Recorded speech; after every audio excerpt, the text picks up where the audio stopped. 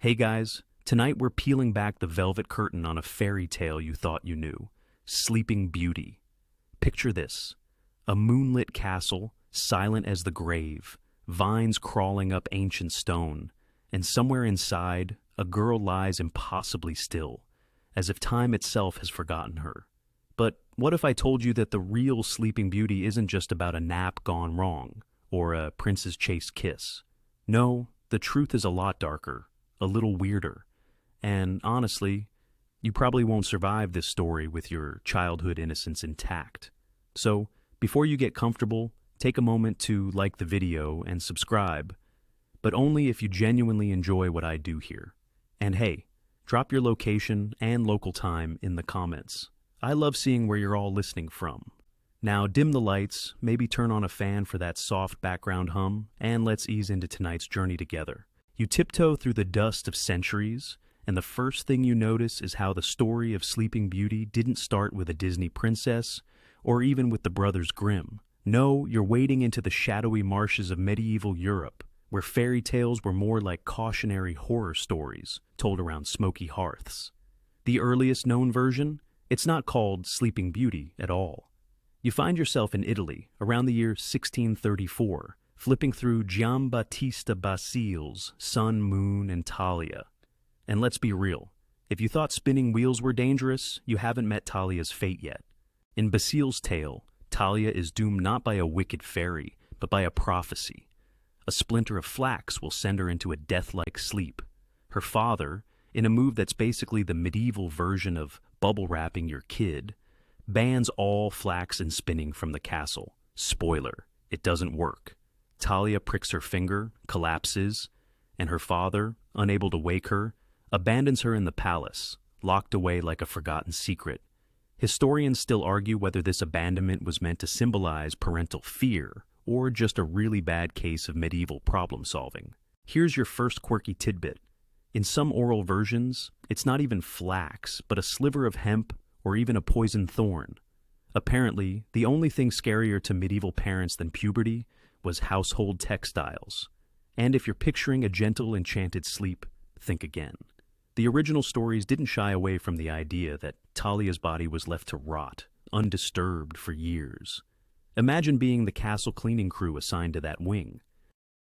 The story's roots dig even deeper, all the way to Norse and Celtic myths, where enchanted sleep is less a beauty treatment and more a fate worse than death. In one old Norse legend, a shield maiden named Brynhildr is cursed to sleep in a ring of fire until a hero braves the flames. Sound familiar? That's because fairy tales love recycling their nightmares. Scholars still debate whether Sleeping Beauty is a sanitized echo of these ancient stories, or if it's just proof that humanity has always been obsessed with the idea of beautiful women in peril. But let's not forget the French. Charles Perrault, the guy who basically invented the modern fairy tale, picks up the story in 1697 and gives us La Belle au Bois Dormant, the beauty in the sleeping wood. Perrault's version trims some of the more gruesome bits, but he can't resist adding his own brand of darkness. Instead of a single villain, you get a whole committee of fairies, each with their own curses and blessings, like a magical HOA meeting gone wrong. And while Perrault's princess gets a 100-year nap, the world outside her castle moves on. Kingdoms rise and fall, and the forest swallows her home whole. There's something quietly horrifying about being forgotten by time itself, like waking up to find your favorite snack discontinued, but on a cosmic scale. Here's a mainstream historical fact to tuck under your pillow.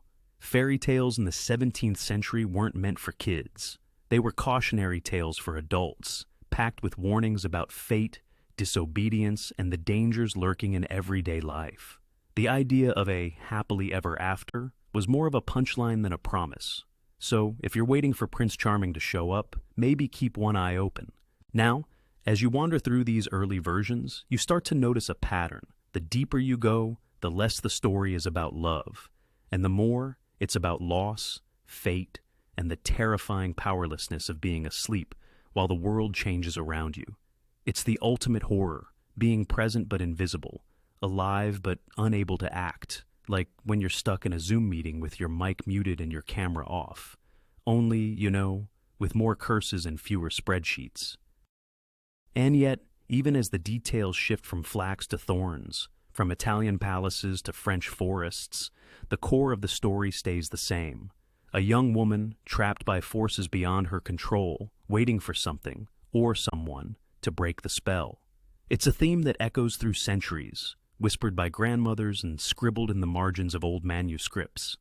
Historians still argue whether this reflects the anxieties of the time, or if it's just a universal nightmare dressed up in royal robes. So, as you settle deeper into the story, remember, Sleeping Beauty's roots are tangled, ancient, and a little bit rotten. The next time you see a spinning wheel, you might want to keep your distance. After all, you never know what kind of curse is waiting in the shadows. You drift further into the castle's gloom, and suddenly the air feels heavier, like you're walking through a dream that's just started to sour. The curse itself, the one that sends Sleeping Beauty into her infamous slumber, was never just about a spinning wheel or a single bad day.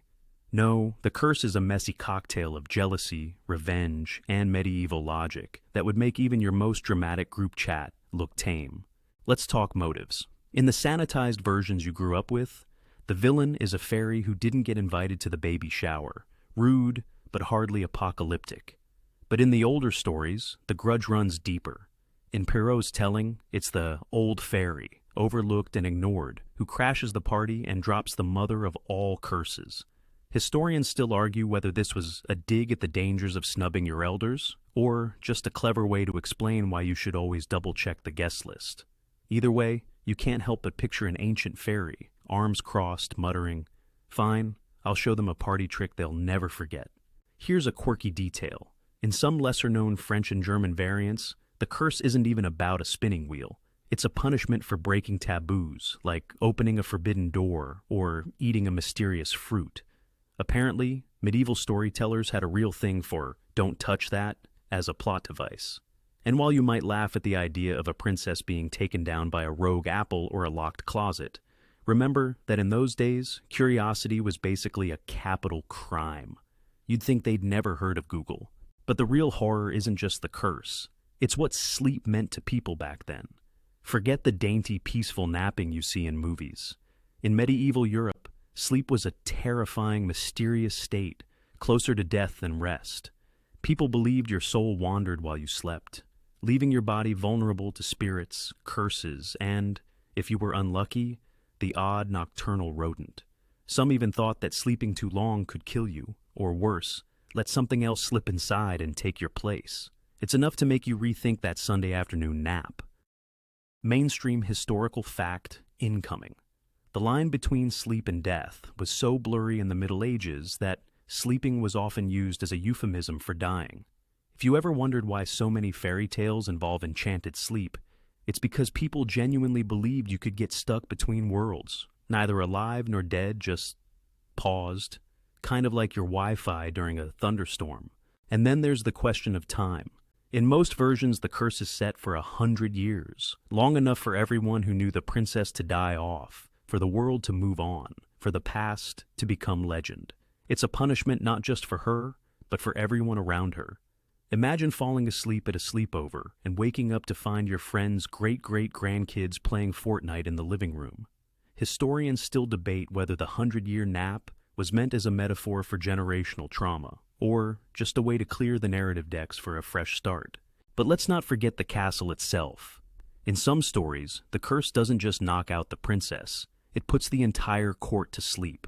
Servants, cooks, dogs, even the flies on the wall, everyone is frozen in time, like a really depressing group photo. The castle becomes a tomb, wrapped in thorns and silence, waiting for the world to catch up. And if you're wondering who's paying the electric bill during all this, the answer is nobody. Medieval castles didn't have Wi-Fi, but they did have a lot of cobwebs. Here's a fringe tidbit for your next trivia night. In Basile's version, the curse is so powerful that even the landscape around the palace changes. Forests grow wild, rivers shift course, and entire villages vanish.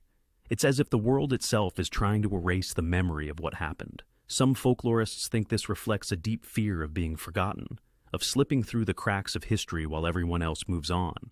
Others just think it's a cool way to explain why nobody stumbles across the castle for 100 years. And then, the thorns. Oh, the thorns. In the Grimm version, the castle is surrounded by a hedge of briars so thick and deadly that would-be rescuers get impaled before they even make it to the front door. It's like the ultimate do not disturb sign, only with more blood and less subtlety. There's even a story about a prince who tries to fight his way through, only to be swallowed up by the thorns, never to be seen again. So, next time you're annoyed by a keep out sign, just be glad it's not carnivorous shrubbery. The curse, then, isn't just a plot device. It's a living, breathing force, reshaping the world around the princess, punishing curiosity, and reminding everyone that some doors are better left unopened. And as you wander these shadowy halls, you can't help but wonder, if you fell asleep for 100 years, what would you miss? Would the world remember you, or would you become just another ghost story told by flickering candlelight? So, as you tiptoe past the spinning wheels and tangled vines, remember, the real horror of Sleeping Beauty isn't just the curse, it's the way it warps reality, traps everyone in a nightmare, and leaves you wondering whether sleep is really as safe as you thought. Sweet dreams, right? You press deeper into the castle's heart, where the air is thick with dust and old secrets, and now comes the part everyone thinks they know, the awakening. But here's where the story takes a sharp left turn into the truly unsettling. Forget the gentle kiss, the swelling music, the true love's first peck that Disney sold you. In the oldest versions, Sleeping Beauty's rescue is a lot less romantic and a lot more complicated. Let's rewind to Basile's Sun, Moon, and Talia. Remember Talia, left alone in her palace, locked away like a forgotten phone charger in the back of your junk drawer? Well, she's not woken by a prince's kiss. Instead, a wandering king stumbles upon her, and, brace yourself, he's so taken by her beauty that he, helps himself to a little more than a smooch. The story skips the consent talk entirely, and Talia remains unconscious through the whole ordeal. When she eventually wakes, it's because one of her twins, twins, sucks the enchanted flax from her finger. Surprise! You're a mom now, and you missed the entire pregnancy. Historians still argue whether this was a clumsy metaphor for fate, a warning about vulnerability, or just a sign that 17th century writers needed a serious reality check. Here's a quirky tidbit. In some early French and Italian versions, the awakening is triggered by pain, not love. A splinter is removed, a child bites her finger, or in one version, a passing bird pecks at her hand. Apparently nothing says rise and shine like a little avian acupuncture. So much for the power of romance. Sometimes it's just about removing foreign objects and hoping for the best. Mainstream historical fact. The idea of a magical kiss as a cure-all for curses didn't really take hold until the 19th century. Before that, fairy tales were more about random chance and the whims of fate than about soulmates or destiny. The Brothers Grimm, ever the crowd pleasers, softened the story in their 1812 version, giving us the now iconic Briar Rose. Here, the prince arrives just as the 100 years end, and the princess wakes up simply because her time is up. No kiss, no dramatic rescue, just good timing. It's basically the fairy tale equivalent of waking up to your alarm clock instead of your cat jumping on your face. But even the Grimms couldn't resist a little embellishment. Later editions added the kiss, and suddenly the idea of true love's kiss became the gold standard for fairy tale awakenings. You can almost hear the collective sigh of relief from generations of parents. Finally, a version you can read at bedtime without having to explain why the princess woke up with twins. Still, the story's darker roots linger.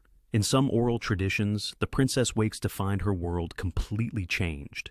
The people she knew are gone, the castle is a ruin, and she's a stranger in her own life. Imagine falling asleep during the dial-up era and waking up to TikTok, confusing, overwhelming, and just a little bit terrifying. Scholars still debate whether this aspect of the story is a metaphor for trauma, a reflection of the fear of change, or just a reminder that time waits for no one, not even fairy tale royalty. And let's not forget the aftermath. In Basile's tale, Talia's awakening sets off a chain reaction of chaos. The king's wife, yes, he's already married, plot twist, finds out about Talia and her children, and things get ugly fast. There are threats, betrayals, and a near miss with a cannibalistic cook. If you thought your family drama was bad, Just be glad you're not on the guest list for this royal reunion. Here's a fringe tidbit to keep you up at night. In some regional versions, the castle staff wake up before the princess, doomed to wander the empty halls for years, slowly losing their minds as they wait for their mistress to rise.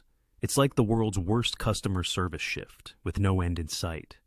The idea that the curse doesn't break all at once, but in slow, painful waves, adds a whole new layer of dread to the story. And yet, through all these twists and turns, the core question remains. What does it really mean to wake up? Is it enough to open your eyes, or do you have to reckon with everything you missed? The story never gives a clear answer, leaving you to wonder if Sleeping Beauty's awakening is a blessing, a curse, or just another chapter in an endless cycle of sleep and sorrow. So, as you tiptoe past the empty beds and silent corridors, remember, not every awakening is sweet, and not every rescue is heroic. Sometimes, the real horror is what happens after you open your eyes. You wander deeper into the aftermath, the castle's corridors now echoing with the footsteps of those who survived the curse, if you can really call it surviving. The fairy tale's happily ever after is nowhere in sight. Instead, you're stepping into a tangled web of betrayals, revenge, and the kind of family drama that would make even the wildest reality show producers take notes. Let's pick up with Basile's version, where Talia wakes to a world that's anything but welcoming. The king who rescued her, he's got a wife back home, and she's not exactly thrilled to discover her husband's side quest resulted in 2 surprise children. The queen's response isn't to send a strongly worded letter or demand a royal divorce. Oh no, she plots to have the twins killed, cooked, and served to their unsuspecting father at a banquet. If you're thinking, wow, that escalated quickly, you're not alone. Historians still argue whether this gruesome twist was a warning against infidelity, a commentary on power, or just Basile's way of making sure no one fell asleep during story time. Here's a quirky tidbit. In some Italian versions, the cook who's ordered to prepare the children for dinner swaps them out for lamb, saving the kids and earning himself a gold star for subversive culinary skills. It's the earliest recorded case of fake meat saving the day. Take that, Impossible Burger. But the revenge doesn't stop at the kitchen. The queen, upon being found out, tries to burn Talia alive.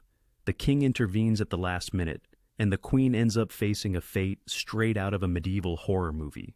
The story wraps up with the king, Talia, and their children living happily ever after. But you can't help but notice the bodies left in their wake.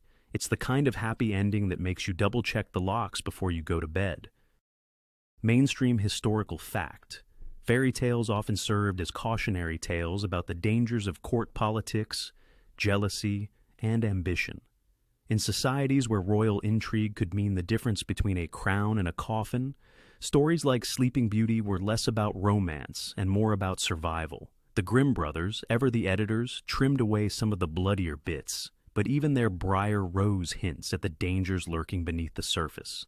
The thorns that once protected the sleeping princess become a symbol of the pain and peril that come with waking up to reality. Meanwhile, in Perrault's French version, the story doesn't end with the wedding. Instead, the new queen, who, in a twist, is the prince's ogre mother, tries to eat her daughter-in-law and grandchildren. Apparently, in fairy tales, you're never more than one meal away from disaster. The Ogre Queen's plot is foiled, but not before a series of near misses and narrow escapes that would make even the most seasoned action heroes sweat. Scholars still debate whether this was a reflection of anxieties about step-families, or just a way to keep the audience on the edge of their seats. Here's a fringe tidbit.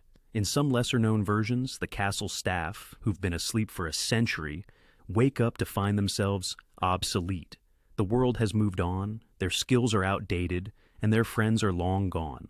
It's like returning from a long vacation only to discover your job's been automated. The sense of loss and alienation runs deep, turning the fairy tale into a meditation on change and the relentless march of time. And then there's the matter of the thorns. Remember those deadly briars that kept out would-be rescuers? In some stories, they don't just disappear when the princess wakes. Instead, they linger, a permanent reminder of the curse and the lives lost trying to break it. It's a haunting image, a castle surrounded by the ghosts of failed heroes, their bones tangled in the roots. Historians still argue whether this was meant as a warning about the dangers of obsession, or simply a way to keep the story from ending too neatly. As you tiptoe through the aftermath, you start to see the real cost of breaking the curse. It's not just about waking up, it's about facing the consequences of everything that happened while you slept. The betrayals, the revenge, the shattered families. They're all part of the legacy that Sleeping Beauty inherits. And as you glance back at the castle, you realize that happily ever after is more complicated than it seems. So, as you settle deeper into your blankets, remember, every fairy tale has its shadows, and sometimes the scariest part isn't the curse itself, but what comes after. Sweet dreams, and watch out for any suspiciously spiky house. You linger in the twilight of the story, the castle's windows now glowing with the first uncertain light of day. The thorns have withered, the curses have lifted, but the air is still thick with the echoes of what's happened here. You might think this is where the tale finally lets you off the hook, where the nightmares fade and the world rights itself. But the truth is, Sleeping Beauty's story doesn't end when the princess wakes up. In fact, it never really ends at all. Why do we keep telling this story, century after century, even as the details shift and soften? Maybe it's because Sleeping Beauty is a mirror, reflecting our deepest fears and wildest hopes back at us. On the surface, it's a simple tale. A beautiful girl, a wicked curse, a hero's rescue. But underneath, it's a swirling mess of anxieties about time, change, and the things we can't control. Like the way you can't stop your phone from updating in the middle of the night, only 1,000 times more existential. Mainstream historical fact. Fairy tales like Sleeping Beauty have survived for centuries because they're endlessly adaptable. Every culture that touches the story leaves its own fingerprints, sometimes adding magic, sometimes stripping it away, but always keeping the core intact. In Russia, she's Vasilisa the Beautiful, outwitting witches and darkness. In China, she's the maiden who sleeps through a dragon's reign. Each version is a new attempt to answer the same old questions. What happens when you're powerless? What do you do when you finally wake up? And here's a quirky tidbit for your bedtime arsenal. In some modern retellings, Sleeping Beauty isn't even a princess. She's a scientist in suspended animation, or a pop star in a coma, or even a planet waiting for life to begin. The curse becomes a metaphor for everything from climate change to social media burnout.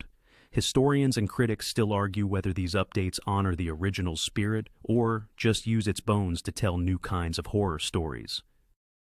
But the debates don't stop there. Scholars still argue whether Sleeping Beauty is a cautionary tale about obedience, a coded warning about the dangers of growing up, or just a story about the randomness of fate. Some see the 100-year sleep as a metaphor for puberty or the loss of innocence, while others think it's about trauma and recovery, about how sometimes the hardest part isn't surviving the curse, but learning how to live afterward. And then there are those who say it's just a good excuse for a nap, which, honestly, is a mood. The story's shadow stretches into pop culture, too.